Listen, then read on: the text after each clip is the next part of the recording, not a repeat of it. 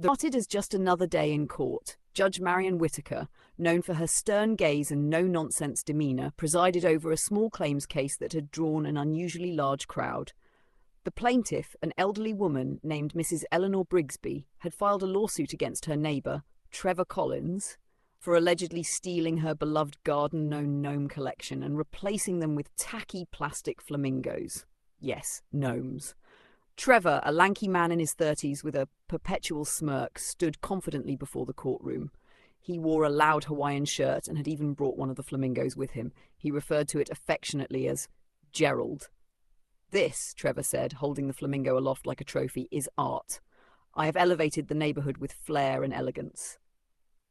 The gallery burst into laughter. Even the judge cracked a brief smile before banging her gavel.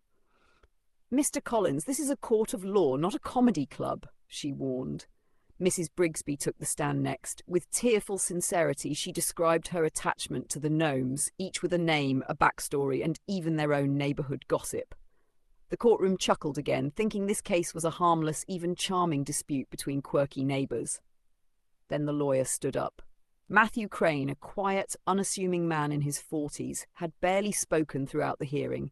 He adjusted his glasses and calmly walked to the centre of the room. "Your Honour," he said, "we would like to present Exhibit C." He handed over a USB drive. The judge nodded, and a bailiff plugged it into the courtroom screen. A grainy security camera video began to play. The laughter died instantly. The footage showed Trevor Collins in the dead of night, carefully removing the gnomes, but not just to prank his neighbour. He placed them in the trunk of a car with out-of-state plates. Another man was with him, a man later identified as someone who ran a profitable vintage lawn ornament store in another city. Then, the footage zoomed in on a peculiar moment, Trevor taking cash from the man and shaking his hand. The courtroom fell silent. Matthew Crane calmly approached the bench.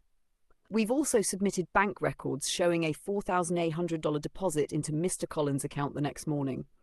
Trevor's smirk evaporated. He stammered something about performance art, but it was too late.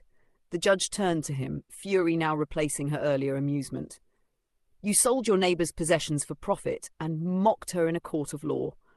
Not only will you repay her, but I'm referring this case for criminal review." Gasps filled the room. Mrs. Brigsby smiled serenely. "Justice and gnomes," she whispered, both returning home. And with that, the courtroom, once filled with laughter, sat stunned in silence, having witnessed how one quiet lawyer exposed a truth no one saw coming. "Would you like this adapted into a script, short video format, or storybook style?"